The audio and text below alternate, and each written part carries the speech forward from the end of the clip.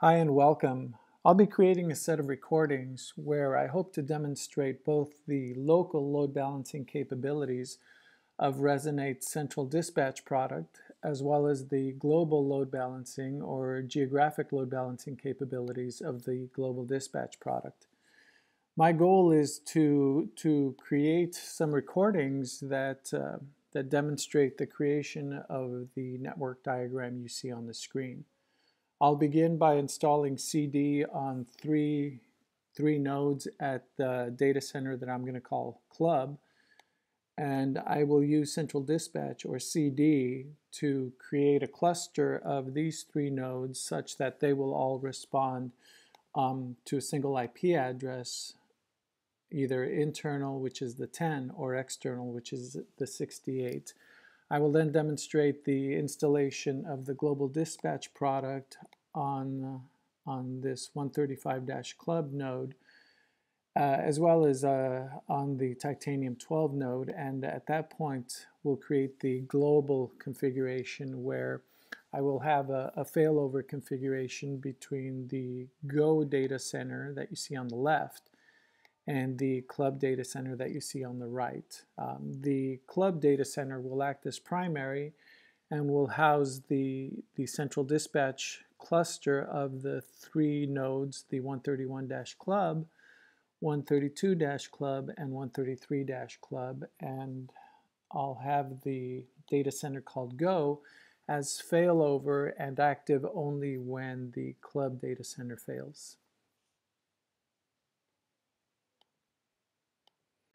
The demonstration will now continue with the demonstration of the three nodes that will be used to create the data center called Club, as well as the installation of the central dispatch product. This data center consists of three nodes that I've called 131-club, 132-club, and 133-club. Each of these nodes is running an Apache web server, the default page of which consists of an image that has been sliced into 48 identical tiles, where each of the web servers differs only in the color associated with the Resonate fans. So what you see as I toggle between the three is that the name of the server in the web page changes, as does the color of the fans. So you'll see blue down here and blue fans, gold, and red and red. So I'll now switch to the command line install for the central dispatch product. I'm currently on the 133-club node. I have the installer sitting in the home directory for the super user account. I'll navigate in there and I'll step through the install. So on this node, the 133-club node, I will step through the install, but on the other two nodes, I will install using what we call the silent install capability. I'll select the same options that I do here. I'll acknowledge and agree to the license agreement. It will check for requisite packages to make sure that they're installed. I'm choosing the default path here. Default path for the log directory. I want to install the central dispatch node. The node is the component that performs the load balancing.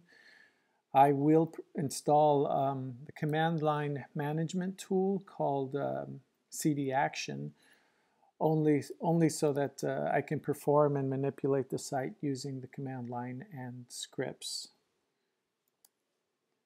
Default port for communication between the agents and the site. I will use a local account rather than an LDAP or an LDAP-S account, although I could just as easily use those. I'll specify an account for administrative purposes and then another account for monitoring purposes. There's the confirmation of the installation settings. The startup script preference, I'll take the default of 99. While this is stepping through the install, I will switch to the other two nodes, And I will kick off the installation silently using our script. S indicates silent, and these other options indicate the options that you saw me select and configure on the 133-club node. This is the 131-club node. I will kick that off. I'll switch to the 132-club, enter the same command to get that installation going. And now I will switch back to the 133-club to complete the installation on that node. I will now select Y or yes to start the Resonate processes now that the installation has completed. It appears there was an error during installation. I'll just take a look at what that error was. It's negligible. I'll confirm that the installation completed on the other two nodes. Here's 131-club and it is done, and 132-club and it is done as well. We'll continue next with the configuration of the central dispatch site of the three nodes. So as you'll recall, each of the nodes has a distinct color.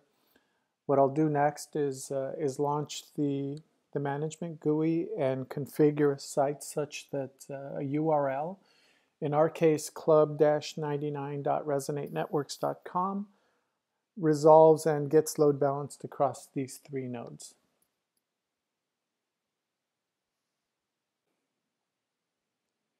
We'll continue now with the configuration of the three-node site that is the club data center.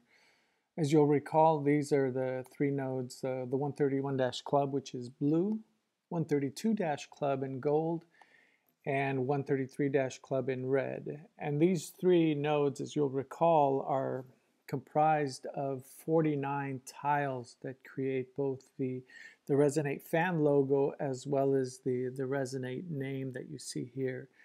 And you can, you may or may not be able to tell that where the individual squares or tiles start and end. On my screen, I can see them clearly by these little white lines, these thin white lines, which actually I don't believe are part of the image, but I believe are a result of mine not configuring the CSS on the HTML page properly.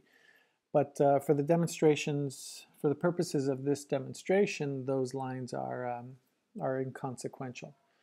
I'll switch now to the GUI that I have running also on the same URL that we will use for the load balancing. I'll log into the GUI. And this portion of the GUI is what we call the dashboard. From the dashboard here, I'll select to create a new site since those three nodes have not been previously configured. I will assign a label to the site. I'll call it label demo-resonate. I'll give it the site ID of demo. I'll use the 131-club as the initial node for the configuration. You can just as easily use the host name here. These are, I'm more used to referring to these by IP address, and so I think I intuitively just type in the IP address rather than the host name.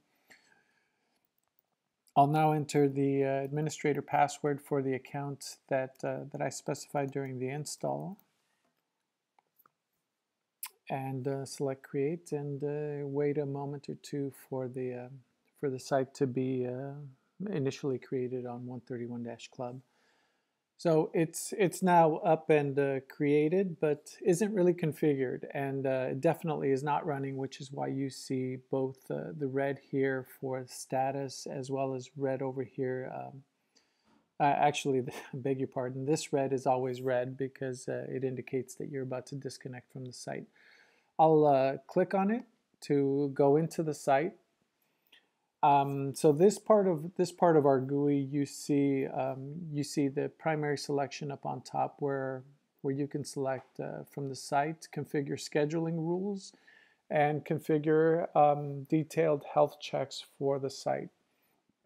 What I'll do now is I'll select node, to examine both the 131 node as well as add the other two nodes in the site. So I will add the 132-club node.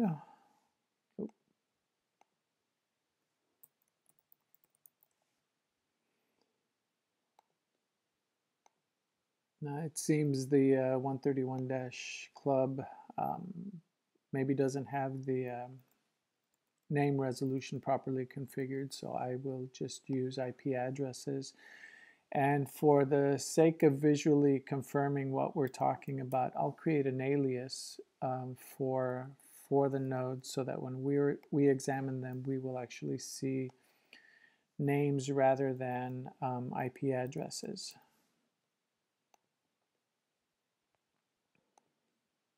I'm now adding the 133-club.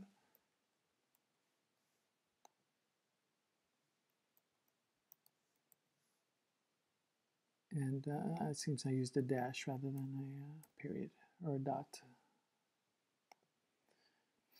So you can see here I have, seems I made a mistake. I have 132-club, and I have that properly defined as the alias.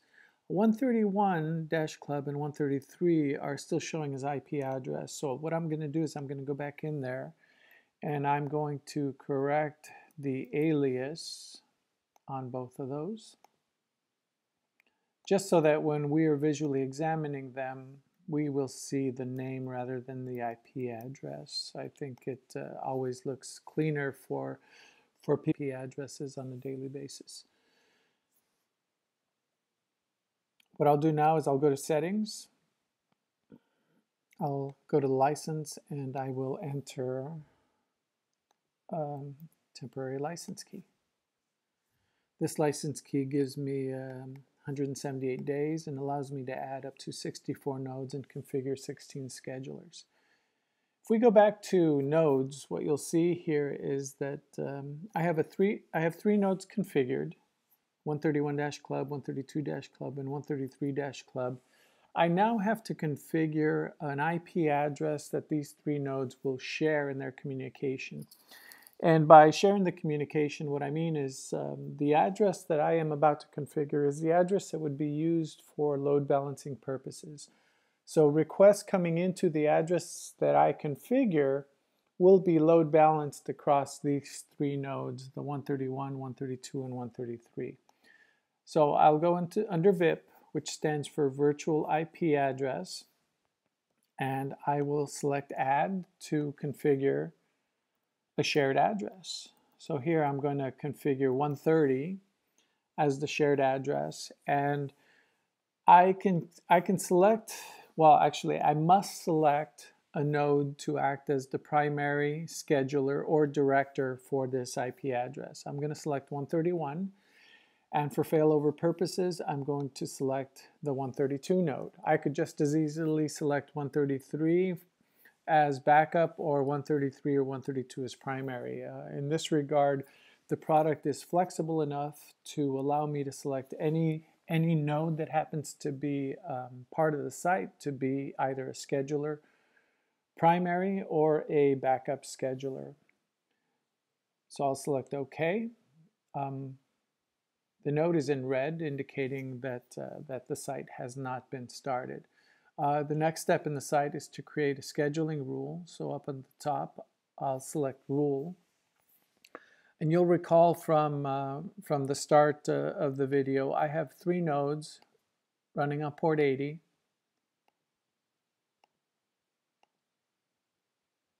So these are essentially HTTP nodes. So what I'll do is I'll go back to the GUI and I'll create an HTTP rule.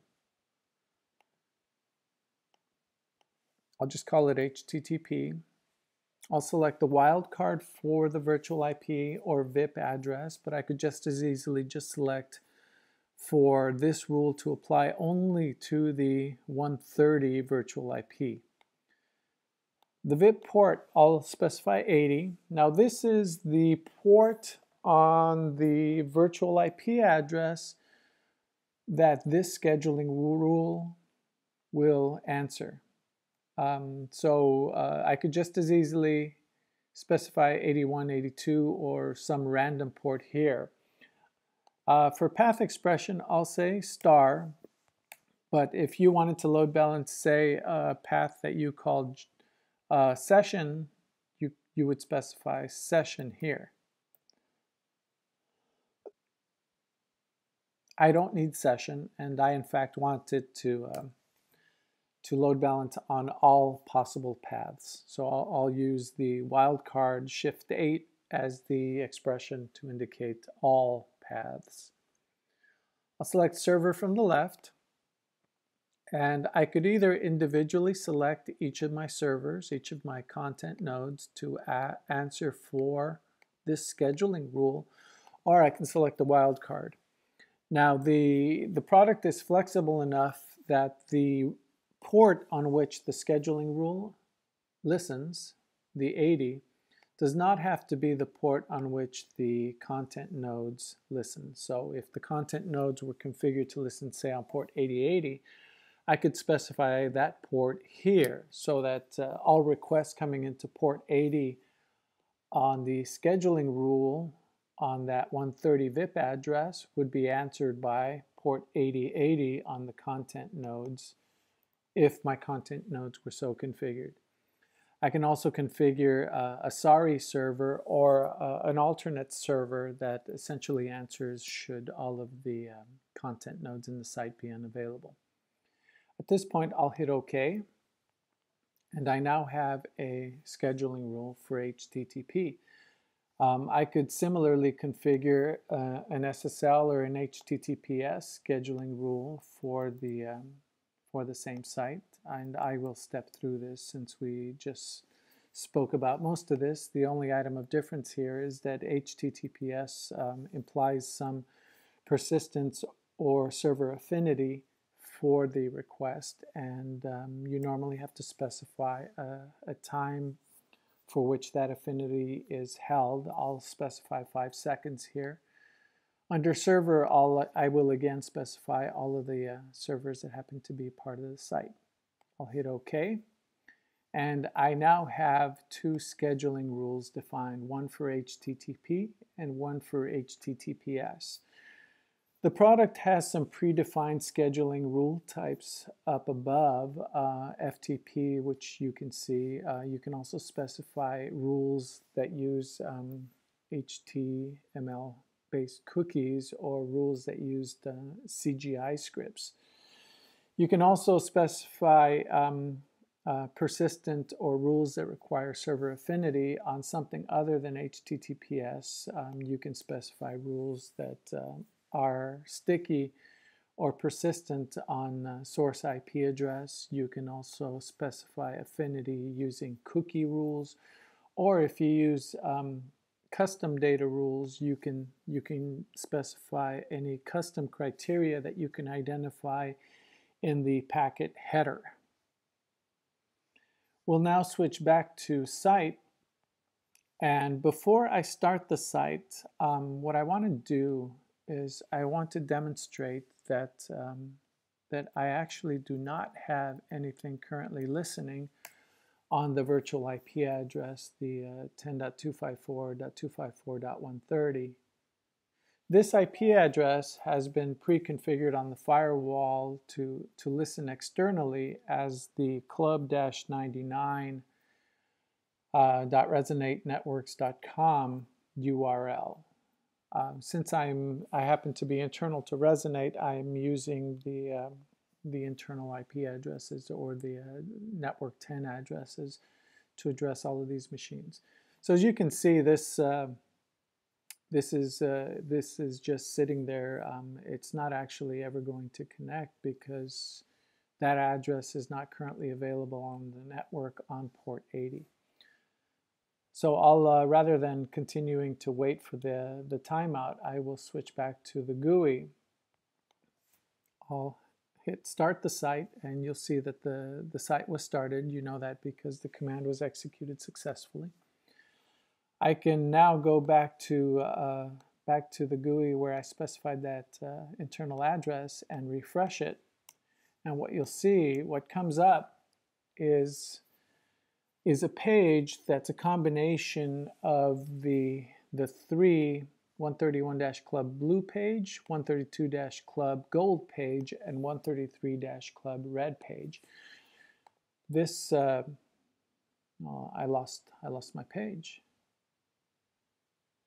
Oh, here we go. This page will shuffle, so to speak, the colors of the fan every time you force a refresh. So as I force a refresh here, you'll see that the resonate remains because it's always in black, so you don't perceive a change. But down on the bottom, you see that occasionally the server name changes from blue to red to blue to gold. And if you look up at the top here, the title page also changes. But visually, what stands out is that the fans themselves, rather than being a single color, change in a seemingly random pattern. So we now have an internal site that is load balanced, where we have the three nodes, the 131, 132, and 133 nodes being load balanced on this shared IP address, the 10.254.254.130. What I'm going to show you now is I'm going to go to the external URL, and I believe this site will remain up, so you can actually hit this site yourself to get a visual demonstration of the load balancing that's taking place. Answers, and in particular it answers, and you should also see the colors changing, again seemingly random, as well as possibly the title on the tab, as well as the title on the page itself, but declared down here. So I've got gold and gold. There's red. And blue. And this URL shall remain up, so if you actually want to launch a browser to it, you just need to go to club-99.resonatennetworks.com.